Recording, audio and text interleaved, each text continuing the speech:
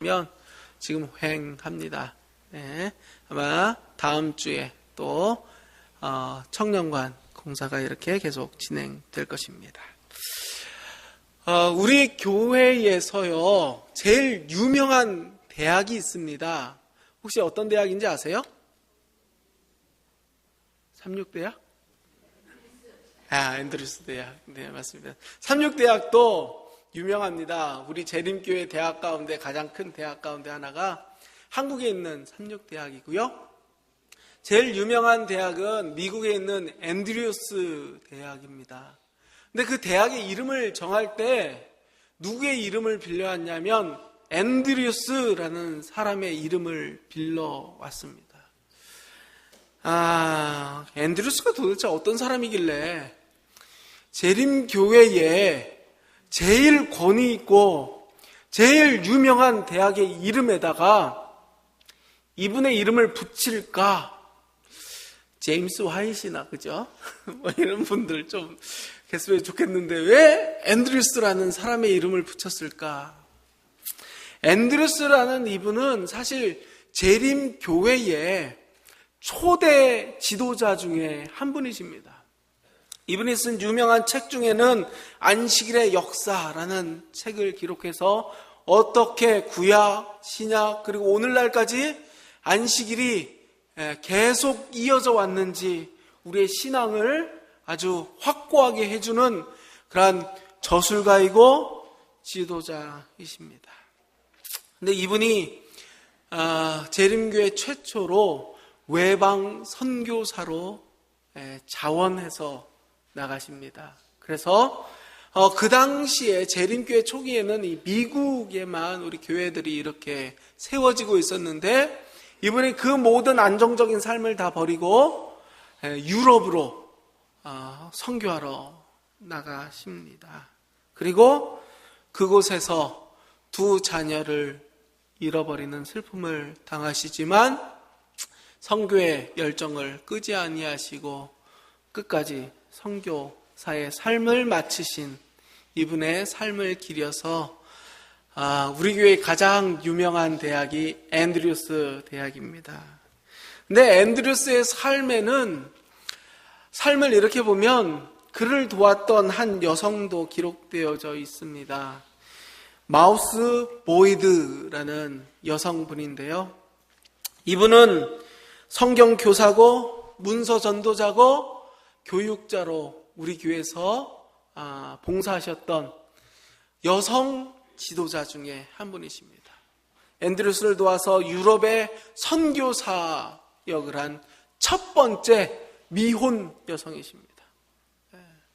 열심히 선교사역을 도왔습니다. 그래서 앤드루스를 도와 유럽 출판 사업을 도왔고요.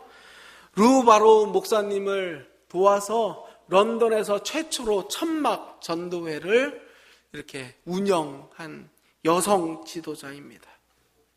남편인 찰스 보이스와 결혼해서 이분이 아프리카로 갑니다.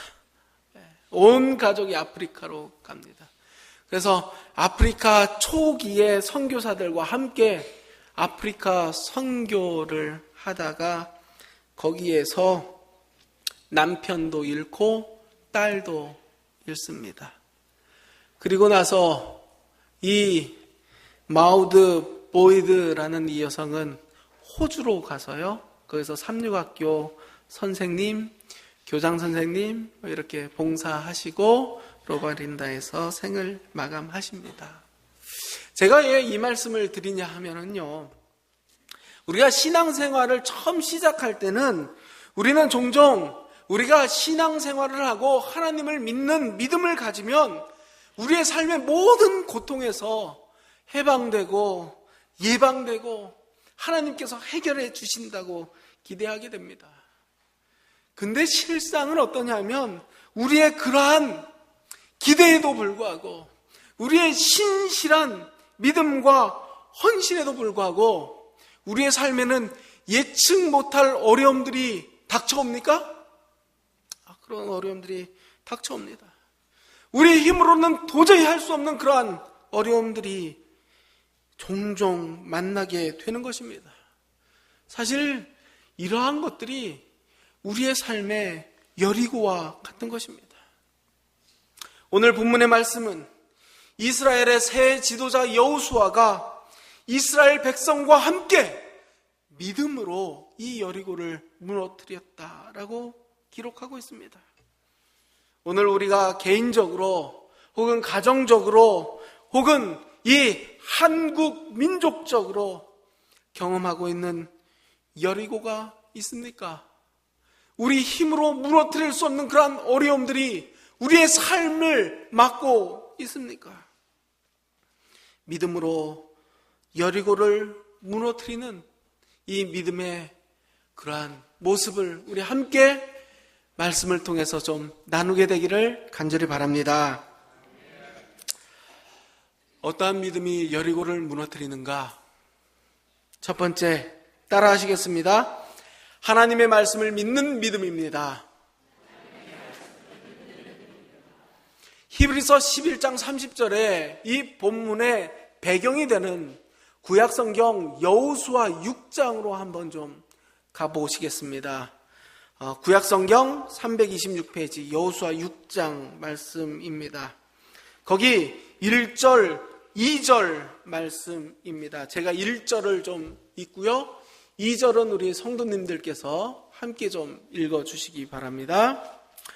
구약성경 여호수아 6장 1절, 2절 말씀입니다. 제가 1절 읽겠습니다. 이스라엘 자손들로 말미암아 여리고는 굳게 닫혔고 출입하는 자가 없더라.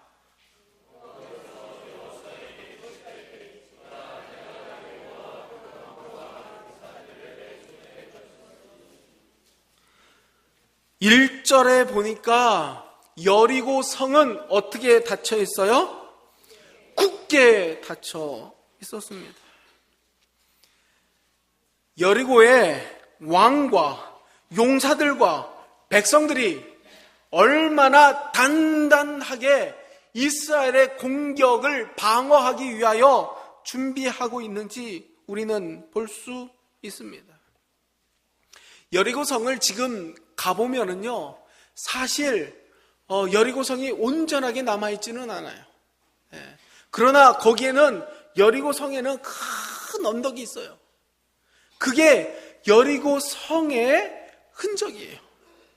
근데 여리고를 가서 그 언덕을 쭉 올라다 보면 여리고성이 있었던 그 여리고성의 모습을 발굴해 놓은 발굴지가 아직도 있습니다. 근데 이 성은 어떤 성이냐면요, 외성과 내성이 있는 성이에요. 그 당시에 성이 외성도 있고 2m 뒤에 내성도 둘러져 있어서 이게 사람이 공격해서 외성을 무너뜨린다 하더라도 또 뭐가 있어요? 내성이 있어서 거기는 아무나 들어갈 수도 없고 아무나 침략할 수도 없는 그러한 성입니다. 신명기에 보면 12정탐꾼이 보고했던 성읍이 바로 여리고 성인데 그 모습을 이렇게 기록합니다. 그 성읍은 크고 성곽은 하늘에 닿았다라고 기록합니다. 그리고 또 신명기 3장 5절에도 모든 성읍에는 높은 성벽이 둘러져 있고 문과 빗장이 있어서 견고했다라고 기록합니다. 참 인간적으로 보면 승산이 없는 그러한 도전입니다. 그럼에도 불구하고 이스라엘 백성들과 여호수아가 여리고성을 점령하기로 결심한 이유가 있습니다. 그 이유가 무엇입니까? 이 성을 누가 허락해 주셨어요? 하나님의 허락해 주셨다는 것입니다. 하나님의 약속 없이는 그들이 그 성을 감히 넘볼 수가 없었을 것입니다. 2절 말씀, 여호와께서 여호수아에게 이르시되 보라, 내가 여리고와 그 왕과 용사들을 내 손에 넘겨주었다 라고 기록하고 있습니다. 우리의 모든 신앙의 가장 기초가 되는 것, 그것 무엇이어야 합니까? 주님의 말씀 확실합니까? 주님의 말씀입니다. 주님께서 말씀하시면 그 일이 우리의 삶에 이루어질 것을 우리 모두 믿음으로 믿게 되기를 간절히 바랍니다.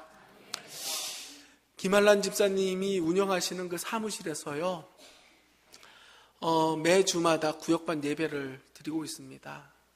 거기에서 지난주에 예배를 드리는데 제가 성경에 관해서 이렇게 그분들에게 이렇게 가르쳐 드리려고 준비를 했습니다.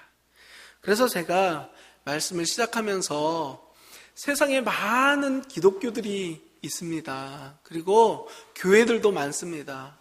근데 그 교회를 선택하는 기준이 분명해야 우리는 바른 선택을 할 수 있습니다. 교회를 선택하는 바른 기준이 무엇일까요? 라고 제가 그분들한테 물어봤습니다.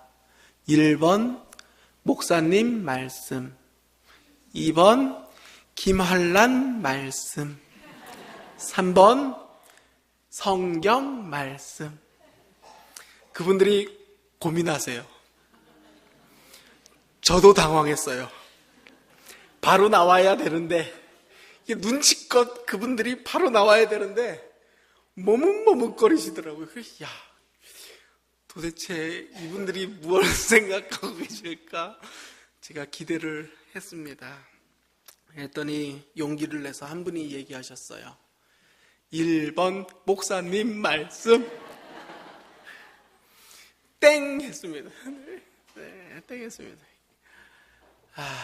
그래가지고 제가 그게 아니고 하나님 말씀, 성경 말씀이 우리의 신앙의 기준이어야 됩니다 하고 이렇게 잘 설명을 드렸어요. 그리고 이번 주 구역반 모임을 했습니다. 이번 주에는 우리 이찬원 집사님께서 그곳에 또 참여해 주셨어요. 그래가지고 제가 지난주에 겪은 그 황당한 일을 제가 말씀드리면서, 집사님, 우리 믿음의 기준이 무엇입니까? 1번 목사님 말씀, 2번 김한란 말씀, 3번 하나님의 거룩하고 진실되신 성경 말씀 했더니 우리 집사님께서 딱 센스 있게 2번 김한란 말씀. 그래서 다시 공부했습니다. 네, 다시 공부했습니다. 우리의 모든 신앙의 가장 기초는 무엇이어야 합니까? 몇 번이요? 1번 아닙니까? 1번 아니에요? 1번 아닙니다. 3번이 확실합니까? 아멘. 3번이 확실합니다. 이러한 믿음으로 여호수아도 이스라엘 백성들도 불가능하게 보이는 여리고 정복의 숙제를 도전할 수가 있었던 것입니다. 하나님의 말씀에 의지함으로 그들이 용기 내어 여리고를 향하게 된 것입니다. 만일 여러분과 제가 동일한 믿음을 가질 수만 있다면 오늘 우리의 삶을 막고 있는 그 어떠한 여리고가 우리의 삶을 막고 있더라도 우리는 말씀에 의지하여 그곳을 도전하게 될 것입니다. 여리고가 여러분들의 삶을 막고 있다면 다시 한번 우리에게 말씀하시는 하나님의 음성에 귀 기울이기 위하여 주의 말씀을 펴시고 우리를 향하여 약속하신 주님의 약속을 읽어보시고 그 약속을 신뢰하는 믿음으로 당당히 여리고를 향해 걸어가는 저와 우리 모든 성도님들 되기를 주님의 이름으로 간절히 바랍니다. 두 번째 믿음의 모습이 있습니다. 우리는 이 모습을 가질 때 우리 앞에 있는 여리고는 무너지기 시작할 것입니다. 어떤 믿음이냐? 따라 하시겠습니다. 갈등을 넘어서 순종하는 믿음입니다. 하나님의 말씀을 알고 믿는 것은 무엇보다도 중요합니다. 그런데 하나님께서 그러한 하나님의 자녀들과 함께 일하기를 원하셔서 하나님이 그들을 부르실 때에, 무언가 우리에게 말씀하실 때에 믿음의 사람들은 분명히 경험하는 한 가지 경험이 있는데, 그것이 바로 믿음의 갈등을 경험하게 됩니다. 무엇을 경험한다고요? 믿음의 갈등을 경험하게 됩니다. 몇 가지 예를 들어볼까요? 베드로에게 예수님께서 오셨습니다. 그죠? 그리고 베드로에게 사명을 맡기십니다. 근데 맡기시기 전에 한 가지 부탁을 하십니다. 거기에서 그 물을 바다에 내리라는 것입니다. 베드로가 갈등했습니까? 생각을 했겠죠.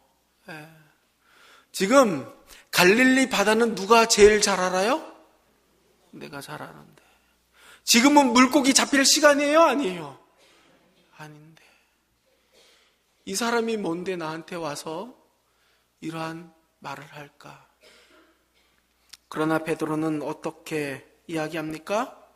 선생님, 우리들이 밤새 수고하여도 잡은 것이 하나도 없지만 무엇에 의지하여? 말씀에 의지하여 내가 그물을 내리겠습니다. 그때 베드로에게 임한 하나님의 사명이 시작하는 것입니다. 기도원의 경험도 있습니다. 지금 미디안 연합군 13만 5천 명이 이스라엘과 싸우기 위하여 몰려들고 있습니다. 기도원이 기도하고 기별하였더니 모인 군사가 3만 2천 명입니다. 택없이 부족한 군사입니다. 그런데 하나님께서 뭐라고 이야기하세요? 너무 많다, 적다? 많다. 잘라서 몇 명? 300명 남겨놓으십니다. 기도원의 마음에 갈등이 생깁니까? 갈등이 생기죠. 이거 3만 2천 데리고 다 나가도 부족할 판에 300명이라니. 많은 갈등했을 것 같습니다. 40년 전에 이스라엘 백성들도 가나안 땅 점탐하고 보고하였을 때 그들 갈등하였습니까? 갈등했습니다.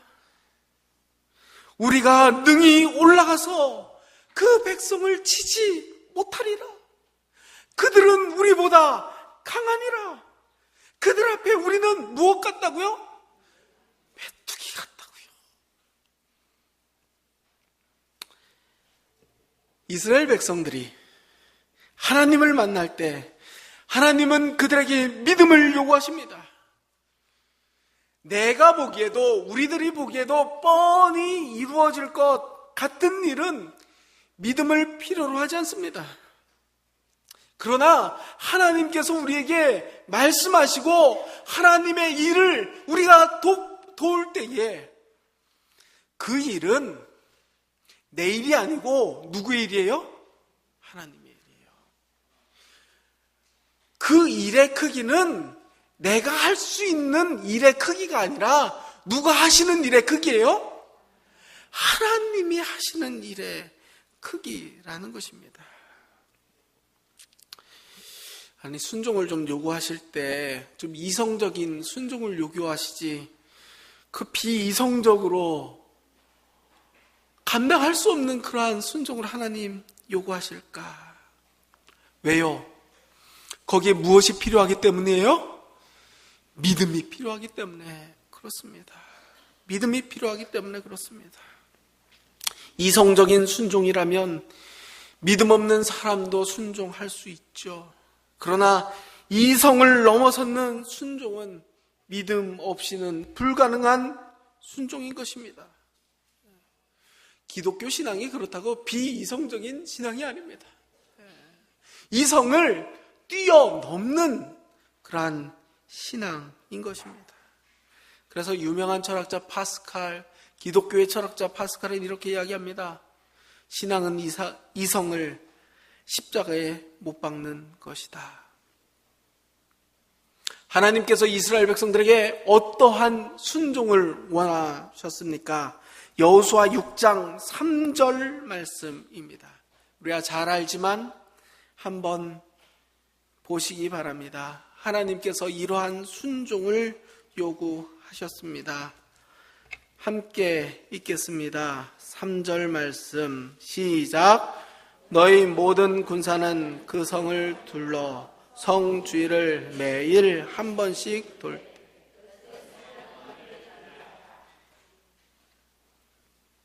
무엇하라고요? 매일 성을 한 바퀴씩 돌아라.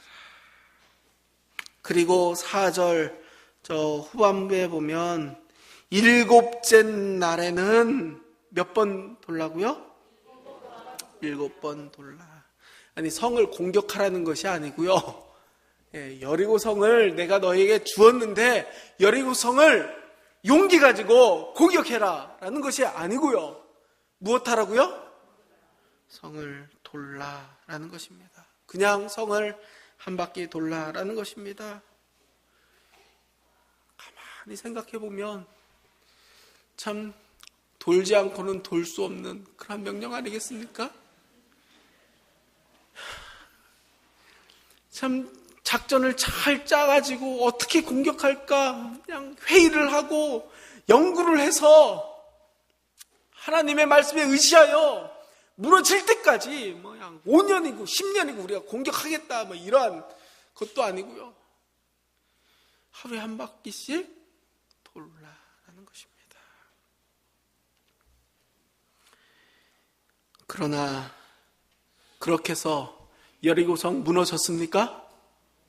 무너졌습니까? 무너졌습니다. 성을 돌았기 때문에 무너졌습니까?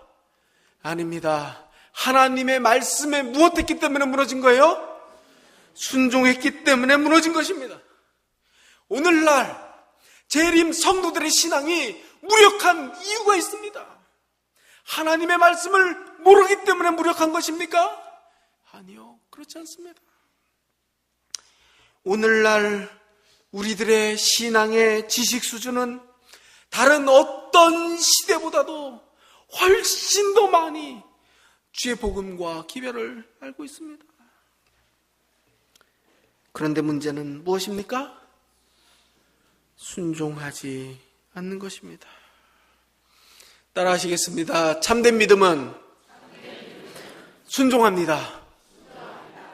그렇습니다.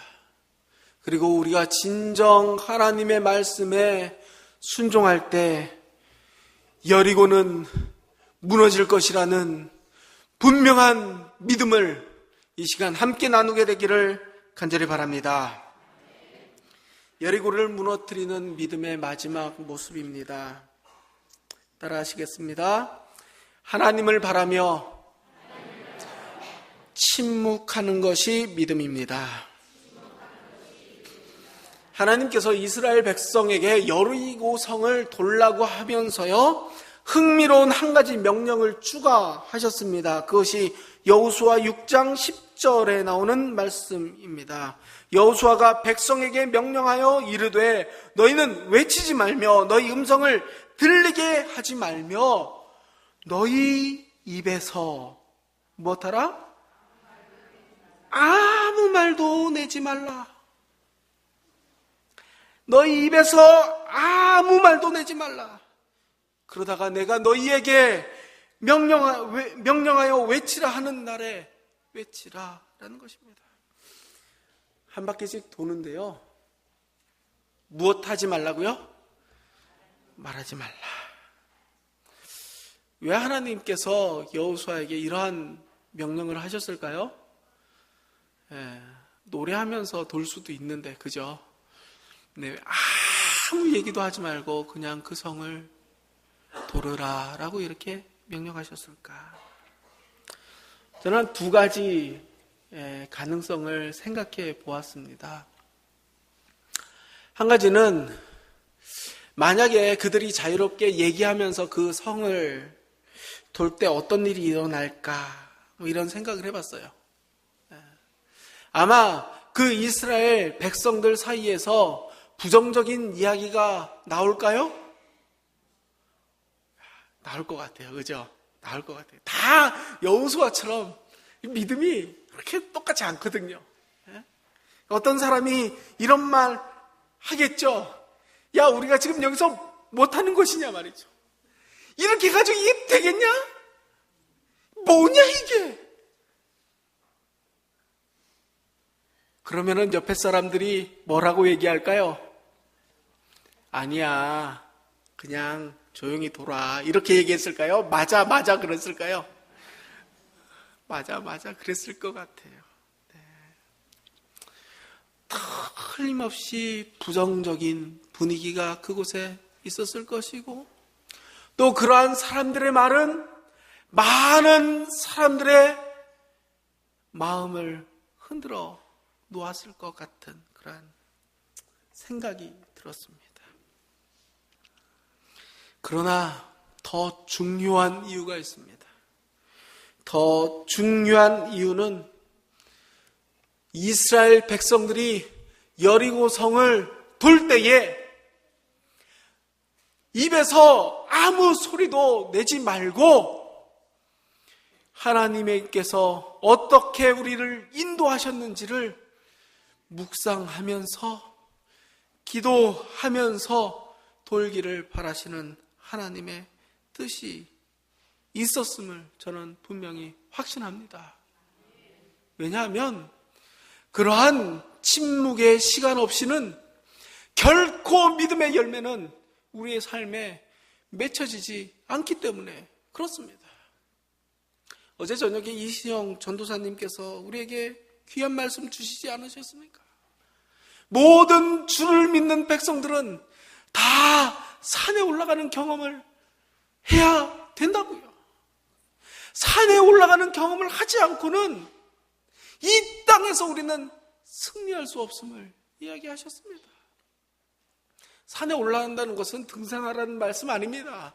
네, 개인적으로 하나님을 만나는 그러한 삶을 하지 않고는 결코 이 땅에서 승리할 수 없는 그러한 귀한 말씀 우리에게 전해 주셨습니다.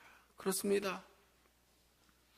우리가 하나님과 깊은 교제의 시간을 우리의 매일의 일상 가운데서 만들어서 실천하지 않는다면, 그리고 하나님의 말씀과 기도로 주님과 교제하지 않는다면 우리는 결단코 승리할 수 없음을 다시 한번 기억하게 되기를 간절히 바랍니다.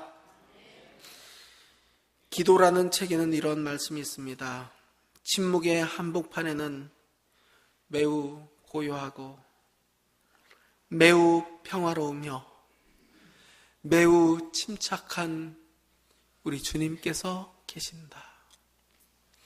때때로 우리의 삶 가운데 우리가 해결할 수 없는 큰 여리고 성으로 우리의 마음이 복잡할 때에 큰 좌절이 우리의 삶을 짓누르고 평생의 짐이 우리의 어깨에 내려져 있을 때 다시 한번 주님과의 개인적인 깊은 만남을 통해서 우리 인생의 여리고를 깨트리는 승리의 경험이 우리 모두의 경험이 되기를 주님의 이름으로 간절히 바랍니다. 이러한 침묵 후에 여호수아가 외치라 라고 외칠 때 이스라엘 백성들의 그 외침은 믿음의 소리였습니까? 불신의 소리였습니까? 믿음의 소리였습니다. 그 소리가 믿음의 소리인 것입니다. 그 소리가 여리고를 무너뜨리는 소리인 것입니다. 우리의 내는 소리는 과연 믿음의 소리입니까? 아니면 쓸데없는 불신의 소리입니까? 우리 이에서는 어떠한 소리가 성도들과 이웃들을 향하여, 가족들을 향하여 발하여지고 있습니까? 만약에 믿음의 소리가 아니라면 우리 하나님과 함께 하는 깊은 침묵의 시간을 꼭 갖게 되기를 간절히 바랍니다. 그러한 기간 후에 우리는 이스라엘 백성처럼 믿음의 소리를 발하게 될 것입니다. 제가 말씀을 시작하면서 J.N. 앤드루스 선교사님과 마우드 보이드 선교사님의 이야기를 드렸습니다. 이분들이 선교 사역을 하면서 참 인간으로서 감당할 수 없는 큰 어려움들을 겪으신 것 같았어요. 그래가지고 좀 더 자세히 알고 싶어서 여러 가지 이렇게 재림교회 역사책을 이렇게 살펴보았는데 아무런 기록이 없어요. 예. 이 선교사님이 그 자녀를 한 명씩 잃어갈 때 그의 마음이 어땠을까? 어떤 기도를 올렸을까? 어떤 결심으로 선교제에 끝까지 남기로 결심했을까? 제가 알고 싶었어요. 근데 기록이 없어요. 마우드 보이드 이 선교사님이 참 하나님을 위해서 헌신하고 또 온 가족이 아프리카에 가서 그렇게 전도하다가 딸이 죽고 남편이 죽었을 때, 그리고 그 외지에서 이 여인 홀로 남았을 때 어떤 기도를 하나님 앞에 드렸을까? 어떤 결심으로 다시 하나님의 교육 사업에 내가 헌신할까? 이 여인이 그 어려운 시대에 어떤 결심을 했을까? 제가 찾아보려 했지만 찾을 수가 없었어요. 그러나 여리고서 성이 무너지는 이 여호수아 6장과 히브리서 11장 30절의 말씀을 보면서 이분들이 하나님 앞에 침묵함으로 승리했음을 제가 알 수 있었습니다. 결코 한마디도 하나님을 원망하는 말이나 불평의 말이나 신세 한탄의 말이 나오지 않고 침묵함으로 하나님께 기도하는 그 긴 시간을 보내고 마침내 발견한 하나님의 말씀에 의지하여 그 인생에 닥친 그 큰 여리고를 무너뜨리고 가나안으로 전진할 수 있었음을 제가 알게 되었습니다. 오늘 우리 모든 교문의 교회 믿음의 가족들도 동일한 믿음으로 우리의 삶의 여리고 성을 무너뜨리고 저 하늘 가나안까지 전진하는 우리 믿음의 가족들 되기를 주님의 이름으로 간절히 바라면서 오늘 말씀을 마치겠습니다.